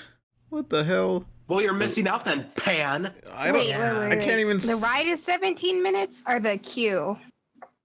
Ride. The ride experience That's is 17 insane. minutes. Holy crap. Also, it's no better than Pirates of the Caribbean. Carousel Progress is over 20 minutes. Wow. Pirates of the Caribbean is good. You don't know what the water smells like unless you've been there. It's got that distinct chlorine. No. It's got that distinct Disneyland water smell. Hey, Lisa, I dare you to drink the water. I'm not sure that is water. Chicken. Quit it, Bart. Quit it. Bart, be quiet. Lisa, drink the water. They use a different chemical. I forget what it's called, but they don't use chlorine to disinfect their water. They use a different type of chemical. But I've got two questions here. Ratchet Extreme 6 asks, have any of you ever been at the Seuss Landing attraction at Universal, and what are your thoughts on it if so? I'll start off on mine real quick. I did went there. I realized Dr. Seuss's drawings don't translate well in real life because it looked like an incredibly cheap theme park. But has anybody else been to the Dr. Seuss Landing attraction at Universal? Oh, a long time ago I did, yeah. Vaguely. Mm-hmm. Like their version of the People Mover? I think it was like a carousel, was it? Yeah, something like that. Just the Dr. Seuss land in general looked really dated in years or what. Yeah. But I can barely remember it. I remember there was like some tic-tac-toe machine where you just push the buttons on I think a Starbelly Sneetch or something. I don't know. You have the worst memories. Look, it's just like, it was that forgettable. Get better memories, Pam. What I remember from that Universal ride was, I think, the Indiana Jones stage play. Was that there? Was the stage play of Indiana Jones in Universal or Disney? No, it was always in Disney. Damn. Yeah, I don't remember much from Universal. Good job. Way to answer this question. And also this one, Rojo Bear asked, Kevin, do you know anything about the Abandoned by Disney creepypasta? Oh, no. Oh, God. No. Is it people bad. Is it people that like use like voice modulators like I used to and just like kind of go like no, it's that the mascot cost like it's about Mowgli's palace and Disney and how there are still like things that are lurking there. It's like bad. It's meant to be a fake scary story, but the author who wrote that actually has a good theme park based one where it was an unnamed park and it's called suggestion cards or whatever, and the whole thing is suggestions. So there's like normal ones and there's like the costumes keep sticking to my skin. Can we do something about that until it goes off the rails? That's part of the Abandoned by Disney story. Sorry to just. Okay, that one's the only good one, but like it's bad. Like, why would they have a photo negative Mickey Mouse costume? Like, who knows? It's spooky. I don't know. Hey, here's a question. Someone had to sew that, put that together. They're like, oh yeah, just put that over there for when we leave this place. Hey, here's a question. MoMike1234 says, question: thoughts on the Tron Coaster coming to Disney World in Florida? I didn't know about this. They're making a Tron Coaster. Yeah, in Shanghai Disneyland, they have a Tron Coaster because the Chinese market loves Tron. They love Transformers. I mean, if you can find similarities between the two, they're just kind of big, and Disney is so confused as movies to do well overseas because they just want the box office returns Transformers gets, and they eat up Transformers Pacific Rim, and they're like, apart from doing robots fighting each other, what will Chinese markets watch? Got Rogue One coming out, a Star Wars story, Rogue One. Let's put Donnie Yen and other Asian actors in this, and let's just try to get that market. Let's get the Chinese market through Donnie Yen, and it didn't work. China doesn't care about Star Wars. Like, what do we do? And so like, we're opening this park in China. What do we do? We don't have Transformers. And they go back and look at box office numbers, and they're like, Tron did really well in China. Make an attraction. And so the attraction I've heard is really amazing. So Disney World is overcrowded. It's crazy overcrowded. To get people away from the e-tickets that are on the right side of Disney World, because what happens is everyone gets really close to Fantasyland and not Mine Train Through Nature's Wonderland, that was at Disneyland, and Seven Dwarfs Mine Train gets up to like 2 hours for a very short, mundane roller coaster. Space Mountain, which I really love, but that gets up to more than 2 hours as well on just an average day. And so they're like, what can we do to get people away from this? And there's a booking area by the racetrack that they're obliterating, and they're putting in the same Tron coaster. Like, we already have the designs, we already have some extra cars, let's just throw it there. We have some extra stuff, let's just put it together, and we'll retheme Tomorrowland, and we'll just be done. But the thing is, anytime you mention there's going to be a Tron coaster in Disney World, people are like, what? Because no one cares about a Tron coaster. I do. And watch Tron. Okay, well, you do. Oh, what about the Avatar thing that no one cares about? Exactly. Yeah. So that's the idea, is that no one cares about Avatar. And so when I get into debates with people that say like Avatar Land is amazing, and I'm like, yeah, I know it's great. It's like if you gave Steven Spielberg a really crappy movie script, he would still make it into an impressive movie. Yeah. And a really good movie script, and then we can have an incredible movie. You know what I mean? It's like, here's these brilliant people, this horrible idea. What if we put Tron over there? And they're like, fine, we'll go do genius work, and people will be like, it was such a brilliant idea. What they don't understand is maybe we should just not have started that way instead of like giving them a good idea.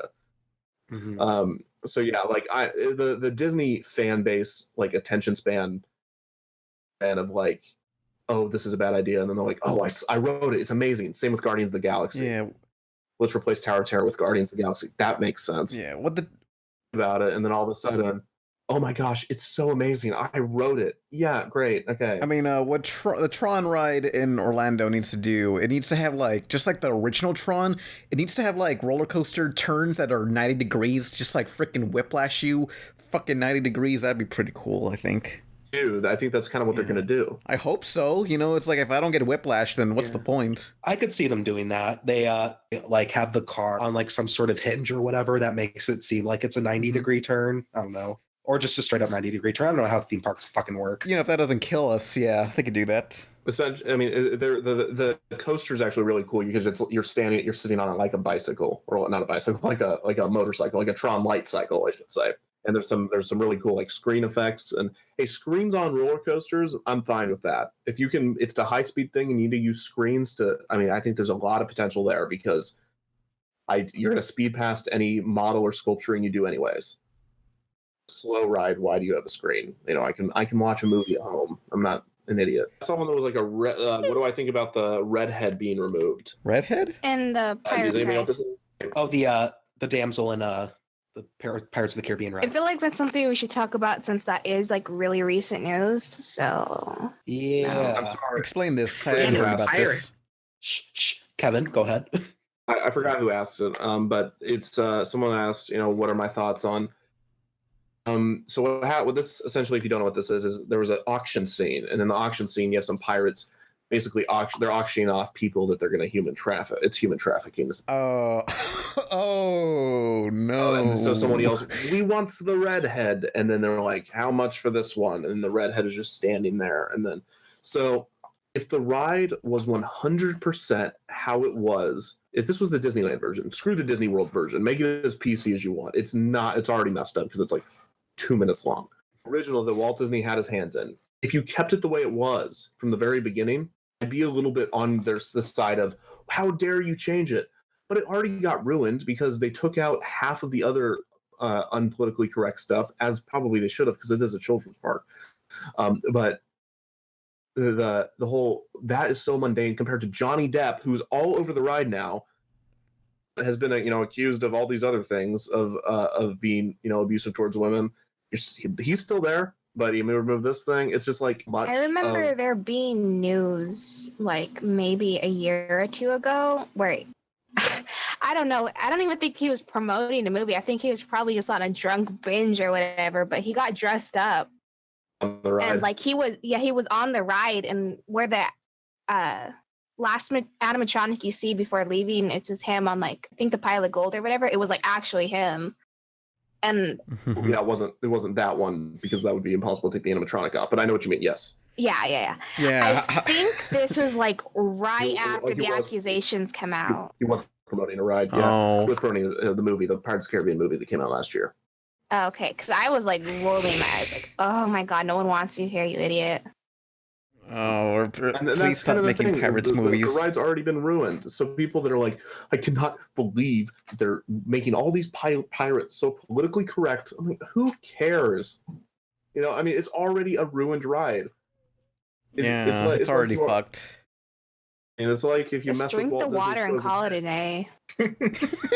Oh yeah, I love that scene in The Simpsons. And I mean, again, there's something to say like it's pirates; they should be politically incorrect. And I'm like, yeah, I'm on your side. That's what pirates do. I'm not ignoring that. But the ride was never like historically accurate to begin with. But whatever. It's just the ride was ruined. My opinion is it's been ruined for a while now. Go watch Yesterworld's videos on how many changes there have been besides the RedHead. It's just because this one's in the internet age, so everyone's like, what? Well, it's not even just the internet age. It's one of those things where, like, this is the thing that I've always known it as, and it's changed, and I don't like it. If it changed before I knew what it is, it's fine. Yeah. Yeah, it's always about the way I personally remember it, not how it don't get me wrong. At the point that anything closes, I will be on the front lines defending it. Yeah. Closed, I would be there. But if you're going to change such a... Again, it's a ruined ride. It's like if you changed Journey into Your Imagination, or if you changed Journey into Imagination with Figment, which is what it is now. Whatever. It's already done. It's gone. Who cares? Yeah, bring back the creepy mascot heads. I'm done. That's what I said. I said because we talk a lot about intellectual property in the parks, which is just, well, we just need to replace every ride with something relevant and something recent. And then in a couple of years, we'll replace it with something even more relevant, even more recent. How do I feel about that? And I was like, if they're going to do it, fine, but go all out. I'm talking, instead of the Jungle Cruise, George of the Jungle Cruise, animatronics. Just do every single ride to Pirates of the Caribbean, Jake and the Neverland Pirates of the Caribbean.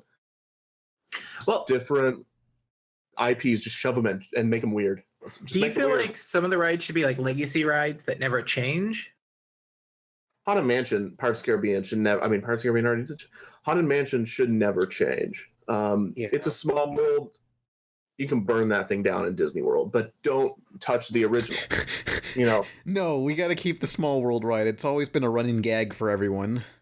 I really wish I could have gone on it last time. That's the reason why I really wanted to go, because I hate roller coasters. I just hate the force and speed.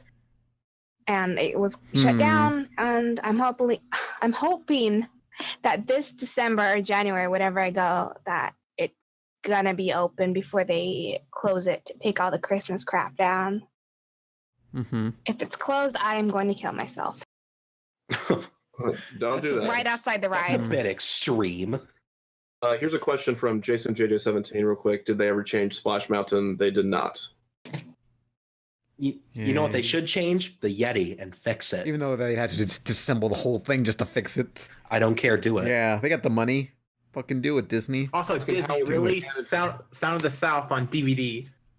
Oh, don't do that. Please don't do that. You cowards! No, that movie was boring. That movie is awful. It's just like a bad movie to begin with, and then the fact that it's glorifying the southern indentured servants.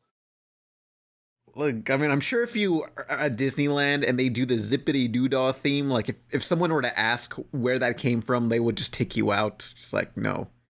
I mean, come with me. I love talking about Song of the South because I've done a lot of research on it. Both sides are completely wrong, and that's my favorite part. Is like both sides have no idea. So the sides are like, Song of the South is the most racist movie that's ever been made. No, it's not. Go watch like The Jazz Singer or like Birth of a Nation. The South is it's not racist. It is it's like ignorant and idealist and like this is, look at it's just an indentured servant singing how great his life is, zippity doo dah. Like it's like but that's literally what it is. Like it's Disney-fied indentured servitude. Well, I mean, wasn't it just like Walt's favorite little characters growing up, and you wanted to like make a story around them or something? Yeah, I mean, it's like the Jason. What is it? This channel? I forget what it. Not Jason Chandler. It's a Joel Chandler Harris. I mean, and he just wanted to make a movie about that. Mm-hmm. Yeah, maybe I don't know that part of it. I just know that the side that's like it's just totally like politically correct, and this is just like them trying to make everything PC. From in 1940 whatever, when this movie came out, at the premiere, they knew even way back then that this was not a good idea. It's like, well, of course, what did you expect? Disney to take on slavery? I'm like, no, but why did they make a movie surrounding it?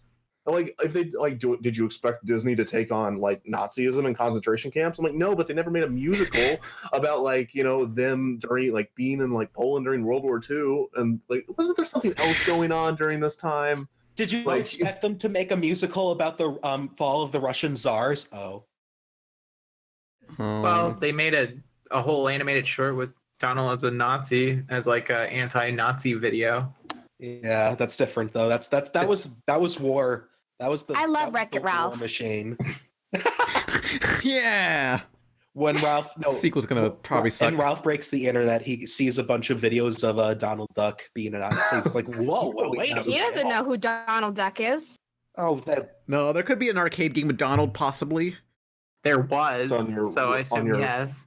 I don't know if you mentioned this on the Wreck-It Ralph episode, but why is it not called Ralph Wrecks the Internet? Yeah, let's.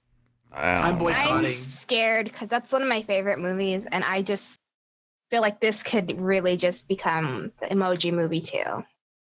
Yeah, it can't be any worse than Pacific Rim 2, which I just saw yesterday. That was mediocre.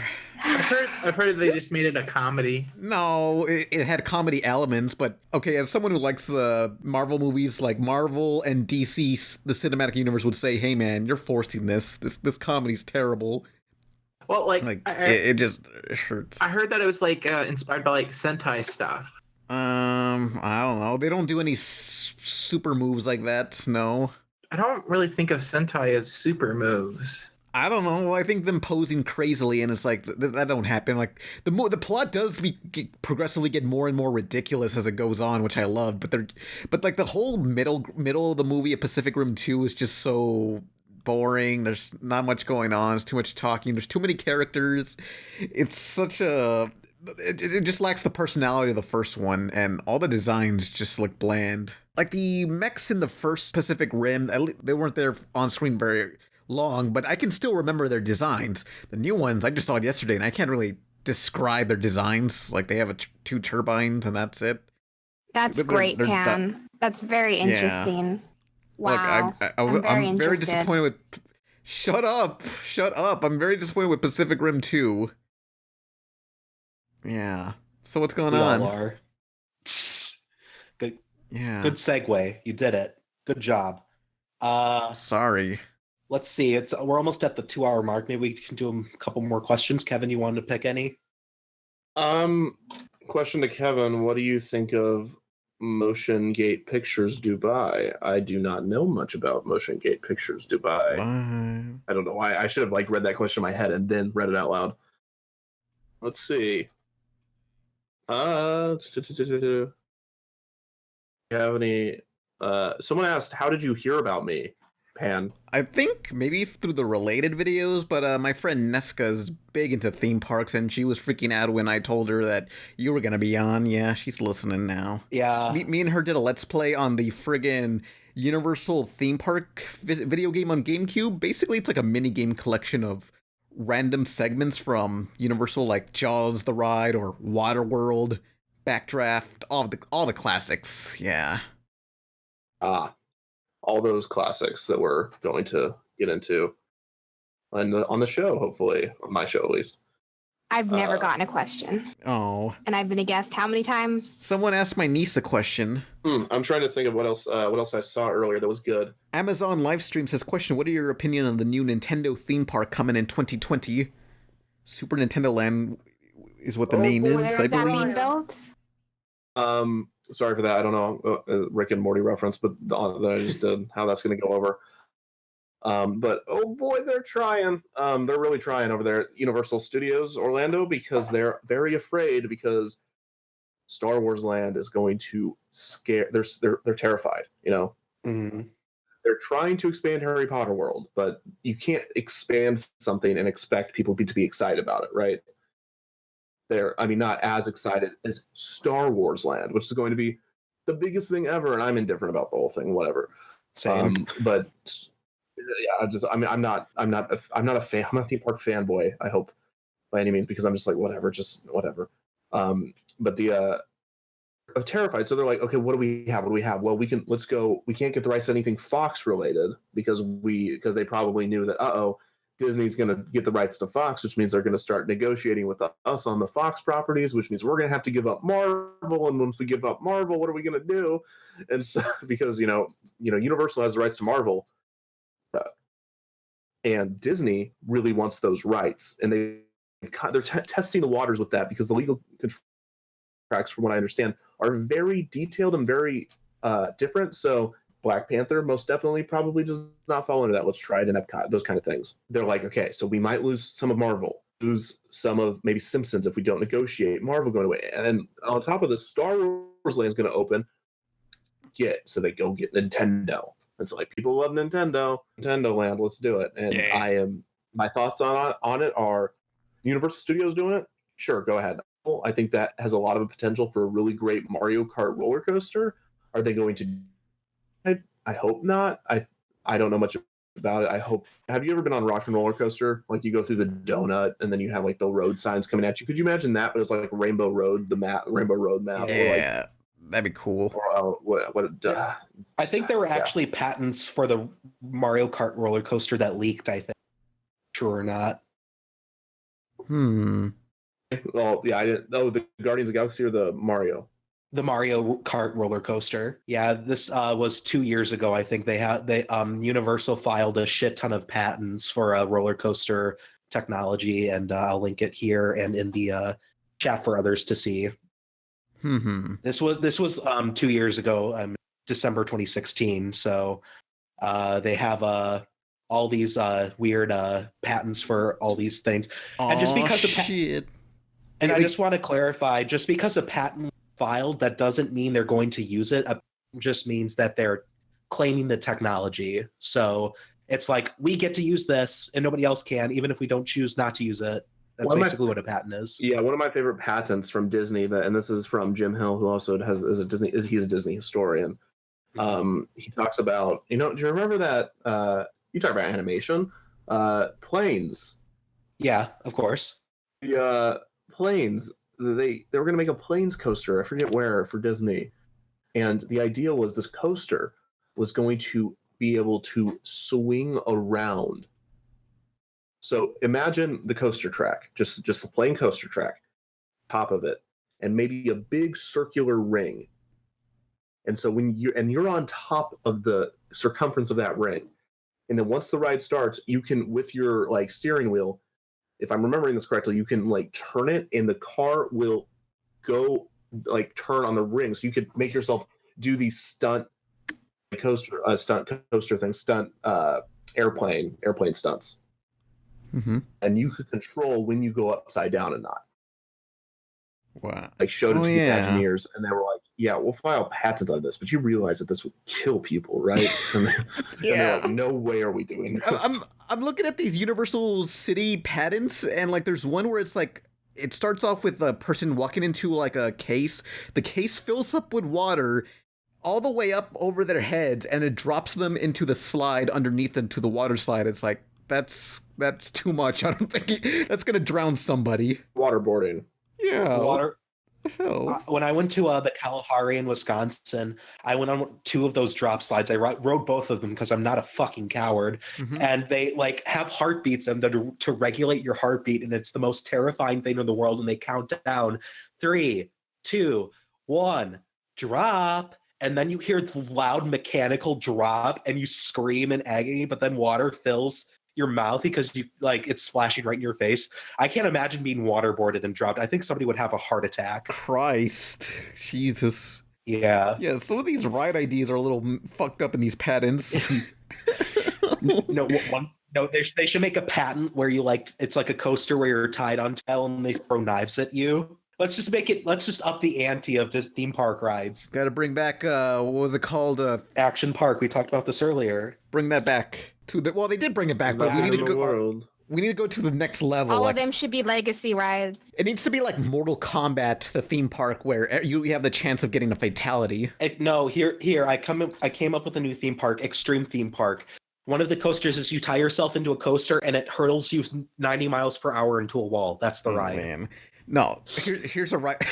Oh, hang on. I just remembered a thing. You guys ever see the dinosaur the TV show Dinosaur with all those puppets, the live action sitcom? So creepy, yeah.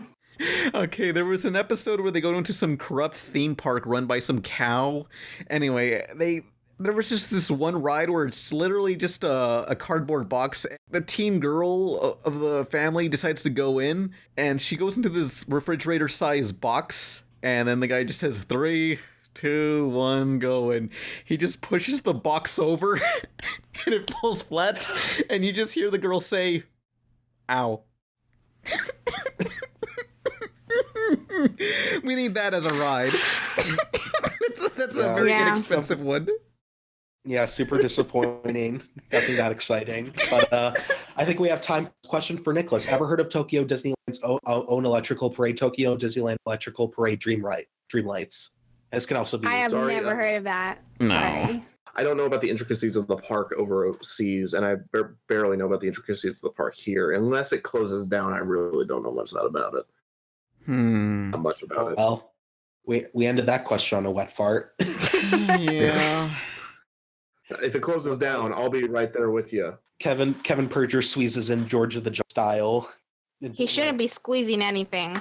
Ostink14 says, question, did you see that Johnny Knoxville is making a movie about Action Park? He is? Yeah. The episode, yes. It's called Action Point. It's called Action Point, which was his idea. He was like, I'm guessing it was like, Point, we're going to call it Action Point, not Action Park, so we don't get sued. But there was an Action Point owned by Action Park, so I don't know what he's thinking.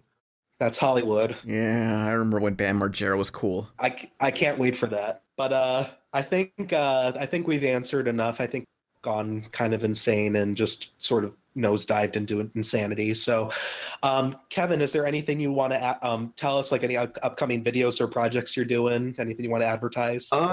Theme Park Tube's coming out with a bunch of YouTubers, so keep your eye out for that.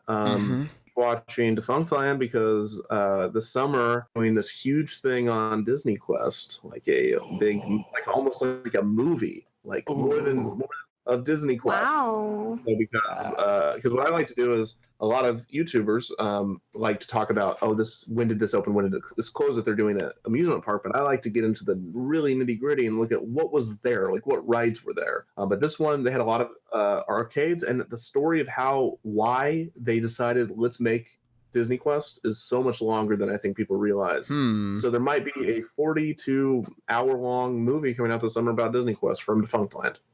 42 hours. Yeah, 42 hours. 2 minutes to an hour. Jeez. Oh. Yeah, the only way you cannot watch it is you have to cut your arm off. So then I'm also writing a book called Defunctland Guide to the Magic Kingdom, which should be out this summer as well. I'll be getting a copy of that for sure. Thank you. It's me taking you through the parks. If you're a Disney fan, there's not a lot that I'm going to be able to tell you, so I don't even try. And I just tell you about things that used to be here, and I also tell you about what I would do if I were you in the park. And there might be a wacky adventure that I send you on at the end that you might, get into some trouble for. Adopting one of the cats. Adopt a cat and train it, and then eventually you're an admiral of a sea of cats. Yeah.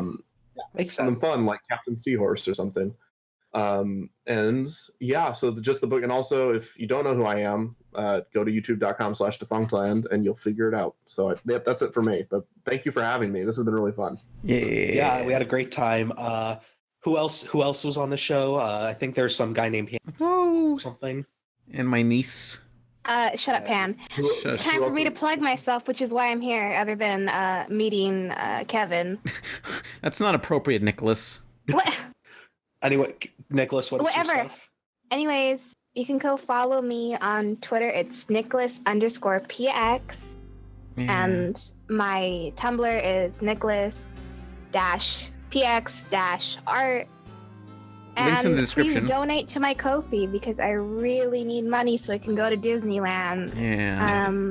And like that's my goal. Stop plugging yourself. It's inappropriate. But yeah, I don't care. All links for Nicholas, Kevin, and then our stuff are in the description. Check out Twitch. You can ask questions there. And yeah, thanks for coming, everybody. Bye, everybody. Bye. Bye. Bye. Bye. Yeah.